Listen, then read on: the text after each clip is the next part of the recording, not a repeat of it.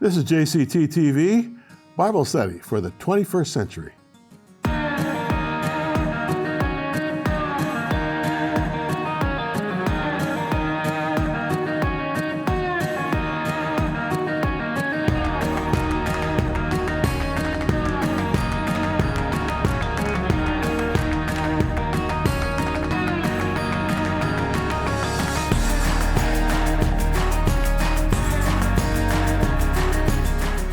So welcome, friends, and again, we've got a lot of new viewers, so I'm just kind of reintroducing JCT to those of you who are watching it for the first time.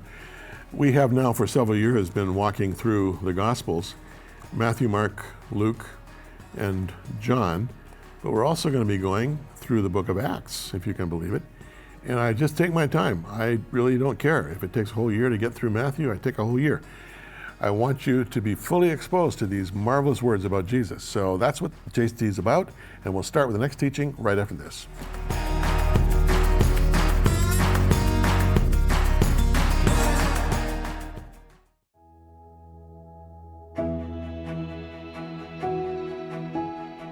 WOW works with local churches in needy countries.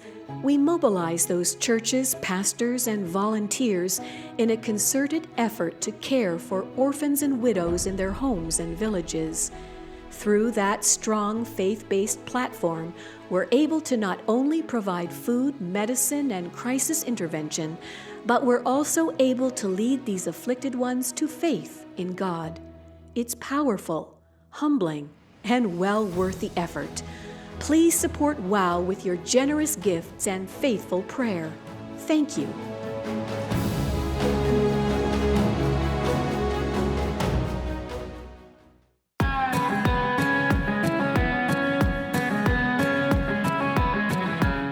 So friends, we are now just into the 9th chapter of Luke. We're making progress, taking our time, as I say. But he's just told us, Luke has just told us, actually told Theophilus, to whom he's writing the book, about Jesus sending out the 12 on their very first kind of boot camp ministry adventure, where they had to be dependent on the Lord and on the people. But then he shifts gears totally, and in verse 7, we read this. Now Herod the Tetrarch heard of all that was done by him, referring to Jesus, and he was perplexed, because it was said by some that John had risen from the dead, and by some that Elijah had appeared, and by others that one of the old prophets had risen again. Herod said, John I beheaded, but who is this of whom I hear such things? So he sought to see him. All right. Don't confuse Herod the Tetrarch with Herod the Great. Herod the Great was king of, he was called king, but he was really a Roman official that had been appointed by Rome to be in charge of the little sandbox called Palestine. But Herod the Tetrarch was one of the descendants of Herod the Great, and he was in charge of only a segment, if you will, of what Herod the Great had been master of. But that segment included the Galilee, the Upper Galilee, parts of Syria, as we know it today, and also Tiberias, Sea of Galilee, that area. He was a tetrarch. Anyhow, he's perplexed. Why? Well, first of all, perplexed means to be at an utter loss. I can't figure this out. I don't know what's going on here. Help me. Somebody explain to me. Who is this guy? Because he'd heard all these reports about Jesus, but he didn't know who he was. Some had said he was the reincarnation of John the Baptist. Others said that he was the reincarnation of Elijah. Some said that he was whatever. Herod had beheaded John. What? You mean he's come back to life? It was a very superstitious time, and some of them may have believed that that was the case. But he had beheaded John to kind of stop him from attracting thousands of people from all over the Galilee and from Judea, even from Jerusalem, down to the Jordan River to be baptized, because he was afraid the Romans would see John as an insurgent. He was a zealot who was going to, influence these people to an uprising against Rome's sovereignty. And so had to do something about that. So beheading him for that reason was good enough in Herod's mind. But then beheading John met another need to silence his wife, Herodias, who hated John, because John publicly declared that Herodias and Herod's marriage was bogus. You need to read the account to see why that was the case. But just as he's feeling relief from these concerns, Jesus appears on the scene, and the stress factor rose precipitously. The cousin of John, Jesus, was doing far more than baptizing like John had done. He was healing the sick, raising the dead, stilling storms, drawing huge crowds on a far greater scale than John ever did. What really scared Herod was the rumor that Jesus was John raised from the dead. His guilt, his superstitious fears threw him into turmoil. And so Luke says he sought to see Jesus, maybe arm's length, but he wanted to look him in the face and just try to figure him out for himself.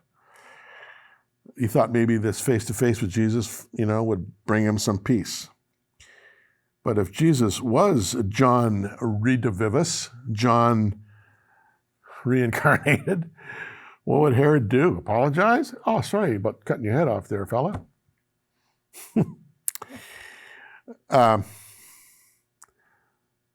Luke doesn't say any more than that, so I won't. But it's there. Suffice it to say that Jesus, in the early stage of his ministry, was creating a stir.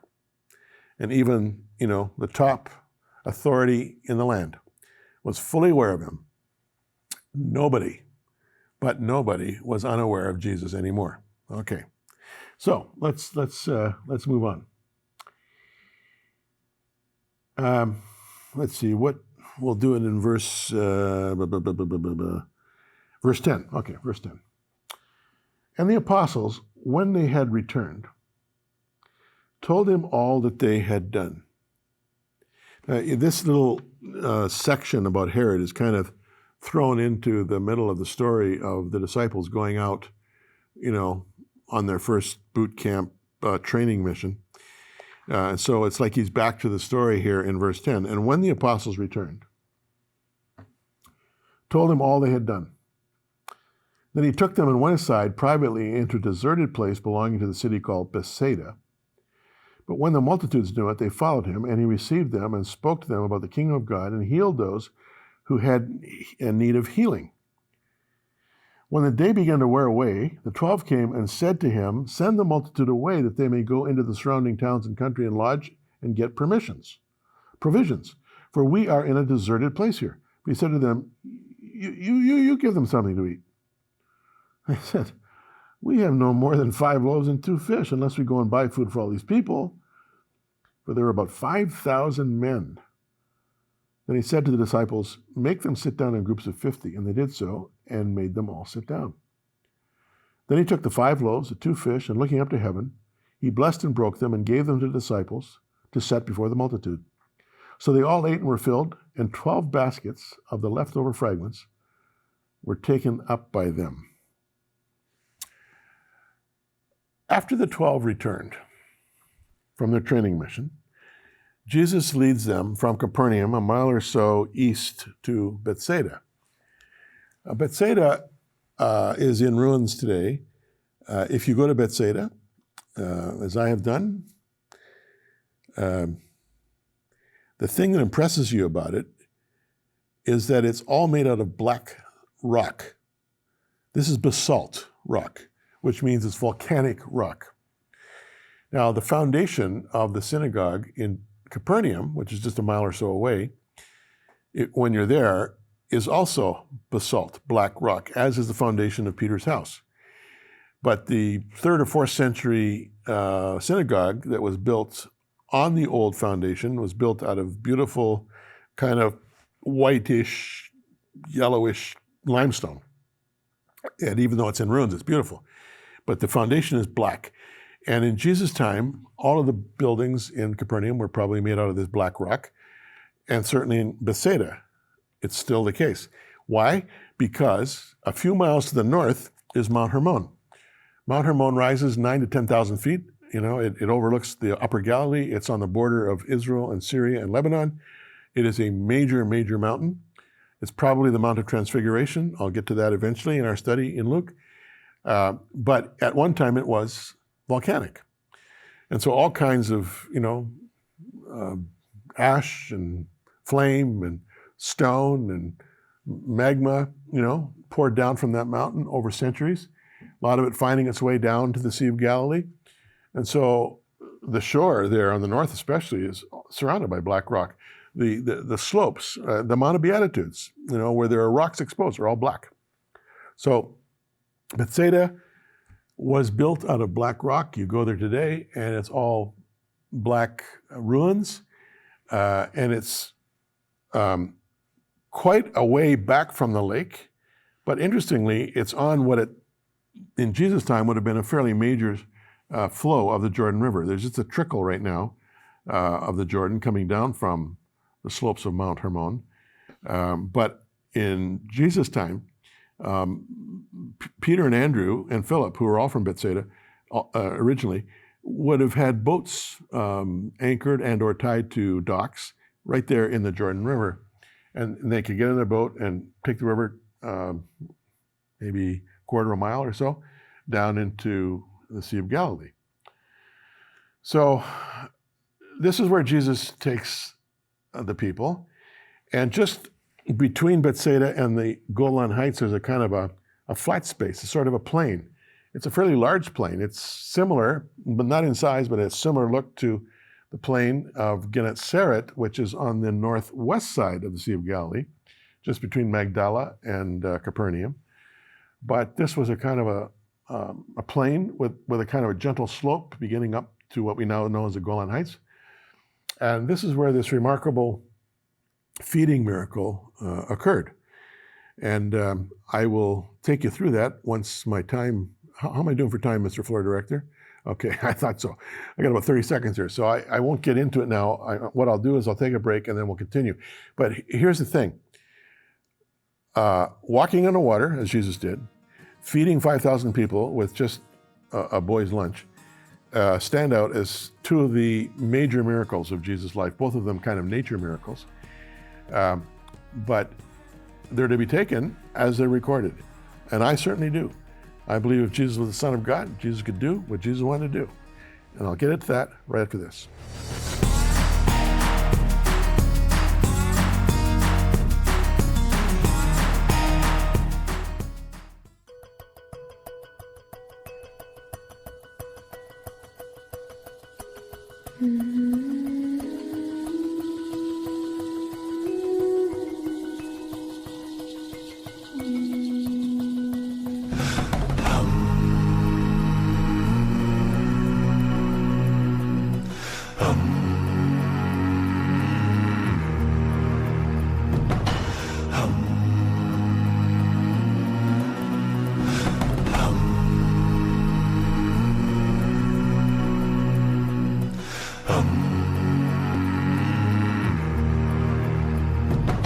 Assure you from the inside it is happening. God is our hope. God is all we believe in, this God. And He has called us to be the repairers of wars and to take care of the widow and the orphan in their time of need. And that is exactly what we do. Lives are changing. Why? Because Jesus is Lord. And why? Because Christians have come together as a body. The united body of Christ is coming and saying, it stops with this generation. We break it and we move on. The kind of religion that God endorses is to care for orphans and widows in their distress, justice, and to keep oneself unpolluted from the world, righteousness.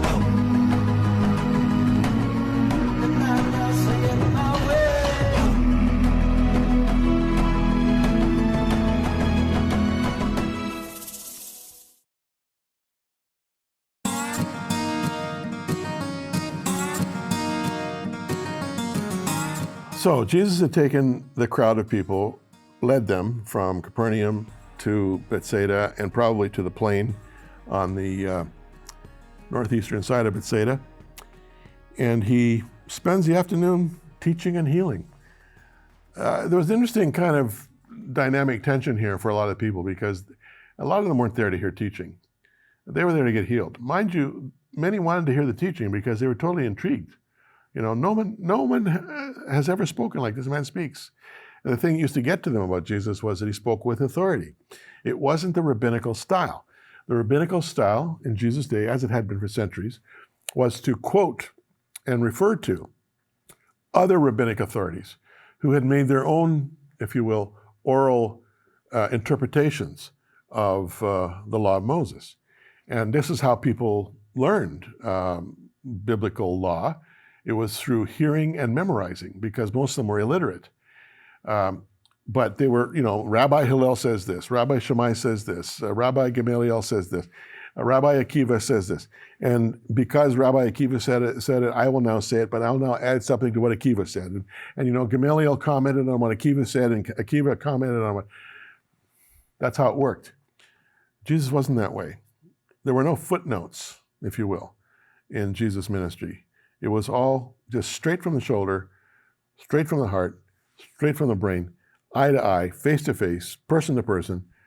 He spoke with authority, all right? Anyhow, he's teaching and he's healing, and the westering sun is signaling the end of the day. Now, there they are, as I say, on the northwest coast of the Sea of Galilee. Bethsaida is over here. They're on this sort of plain. There's this slope going up to the Golan Heights up there, and it's also going up this way to the upper Galilee. But we have this big space, and probably many of the people may have been sitting on the slopes in a kind of a natural amphitheater while Jesus taught. Luke doesn't say. But, you know, over there, the sun is slowly sinking, you know, beneath what's now called the Horns of Hittim. You know, two major jagged peaks over there, just above Capernaum, or just above Tiberias, as we know it today. Nobody seems concerned, but the disciples are concerned that this huge crowd, 5,000 men and how many uncounted women and children, some commentators think it may have been 10,000 people altogether, are they going to spend the night here with neither food nor shelter? That can't happen. So the disciples asked Jesus to dismiss the crowd so they can go to local towns, go back to Capernaum or go up into Bethsaida, you know, or go around the lake, you know, to Magdala or go to their homes, whatever, and, you know, spend the night, get some food, get some shelter. Jesus says, you give them something to eat. What? Can you imagine Jesus saying that to you or to me? You had a crowd of 10,000 people. You feed them? I mean, I can go to the drive-thru and maybe do it one at a time if I got limitless funds and we got lots of time, but I can imagine the disciples' consternation. You want us to feed these thousands? You've got to be kidding. All we got is 5 loaves of bread and 2 fish. This bread would have been poor man's bread. It would have been barley bread, and it would have been smoked or pickled fish. This was typical food for blue-collar and impoverished people. Jesus didn't argue. He was on another plane here. He just said, have the crowd sit in orderly groups of 50. Well, he's the CEO. He's the master. He's the boss. Don't know how long it took for them to do this, but they did it. Then he takes his humble lunch, looks to heaven, gives thanks, begins to break the bread, and like the cruse of oil unfailing, back in 1 Kings 17, the food in Jesus' hands was inexhaustible. The 12 had more than enough to feed everyone. In fact, when it was all over, each of the disciples, with their own basket, gathered a full complement of leftovers. I would like to have heard the conversations of the people as they walked home through the night. This had been a meal they'd never forget. Again, you know, Luke just says they all ate and were satisfied. The disciples picked up 12 basketfuls of broken pieces that were left over. and he makes no editorial comment. That's Luke, which is cool. So I won't make any editorial comment either. Let's just move on. Verse 18. And it happened, as he was alone praying, that his disciples joined him, and he asked them, saying, Who do the crowd say that I am? So they answered and said, John the Baptist, but some say Elijah. Others say that one of the old prophets has risen again. He said to them, But who do you say that I am? Peter answered and said, The Christ of God. He strictly warned them and commanded them to tell this to no one, saying, The Son of Man must suffer many things, and be rejected by the elders and chief priests and scribes, and be killed, and be raised the third day. Then he said to them all, If anyone desires to come after me, let him deny himself, take up his cross daily, and follow me. For whoever desires to save his life will lose it. Whoever loses his life for my sake will save it. For what profit is it to a man if he gains the whole world and is himself destroyed or lost? Whoever is ashamed of me and my words, of him the Son of Man will be ashamed when he comes in his own glory and in his Father's and of the holy angels. But I tell you truly, there are some standing here who shall not taste death till they see the kingdom of God. That last sentence, tantalizing. I don't know if I'll get to it this teaching, but I'll get to it. All right. This is what is referred to by Bible commentaries as the Great Confession. Luke transitions from the feeding of the 5,000 men, maybe as many women and children on top of that, to a conversation Jesus had with the 12 during a time of private prayer. And I've made this point again and again with Matthew and Mark, I think maybe a few weeks ago with Luke too. You have to remember when you're reading the Gospels that you cannot read them in a linear fashion. It's not one event happening immediately on the tail of the former event. Sometimes there's whole gaps of days, weeks. Sometimes it's in the Galilee. Next thing it's in the Upper Galilee. Sometimes it's down in the Jordan Valley, and eventually sometimes it's in Jerusalem. And you can almost suffer whiplash because there's no transitions, and there's no editor, if you will, trying to make one anecdote or one incident flow into the next. It's just it's whiplash, bang, bang, bang, bang, and that's what's happening here. I will show you from other Gospels, I think as I have in Matthew and Mark, where this conversation occurred. Luke doesn't tell us, so I'm not going to comment on that. He just simply transitions through a conversation that Jesus had with the 12 during a time of private prayer, as I say. He doesn't say where it took place, nor does he say what Jesus was thinking. Jesus asking, who do people say that I am, seems a bit unusual. We wonder, what was he being uncharacteristically introspective? Surely he already knew what people were saying. So is he looking for affirmation? Or was this question an intentional lead-in to who do you say that I am? That's what I think it was. Maybe it was time for the overstimulated disciples to focus in. Time to see beyond and behind the miraculous work of their master to heaven's master plan. Maybe it was time to start playing hardball. Peter blurts, the Christ of God. He said it not as a rational conclusion to thought. Indeed, I don't think we can even think that he appreciated what he was saying. But his confession was the bullseye of heaven's plan. It was a supra-rational declaration from God the Father in the mouth of this impulsive fisherman. And Jesus captured its timeless genius by saying, blessed are you, Simon, son of Jonah, for this was not revealed to you by flesh and blood, but by my Father in heaven. And that is in the Matthew account in Matthew 16. But now for the hardball. Jesus tells them in this private conversation, in camera, as we call it, that he, the Son of Man, which was a messianic title, was about to undergo major adversity. In sum, the 70 members of Jerusalem's Sanhedrin, the ruling council in Jerusalem, elders, chief priests, teachers of the law, would reject and kill him. But he would be resurrected on the third day. A trying path of pain and sorrow lay ahead, so if any of the 12 wanted to opt out, do it now. Now's the time. If they chose to stay, it would mean self-denial. It would mean the weight of a cross bending their backs and souls every day till the end, and a martyr's death. This living death, ironically, would save their lives. The cost would be worth it, but there would be times when they would second-guess themselves. Staying the course, however, would be rewarded with Messiah coming in his glory and in the glory of the Father and the holy angels. We are on an upward path here, fellas, and we have every reason to believe, from Luke and Matthew, Mark, and John, that this conversation just went right over their heads. They had no concept of resurrection. They didn't know what he was talking about. Luke just says, that's what he said.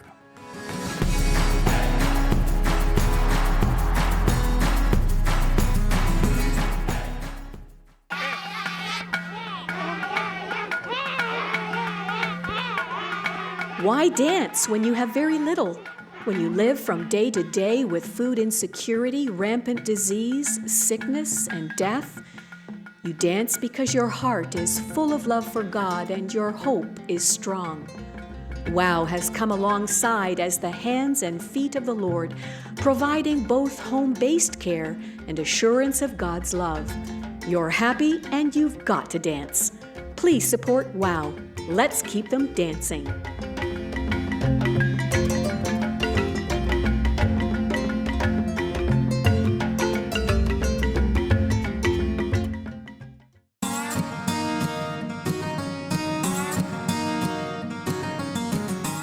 I've had a number of viewers ask me how it's going with our WOW ministry working for orphans and widows during this COVID-19 era. It's been over a year now with COVID-19.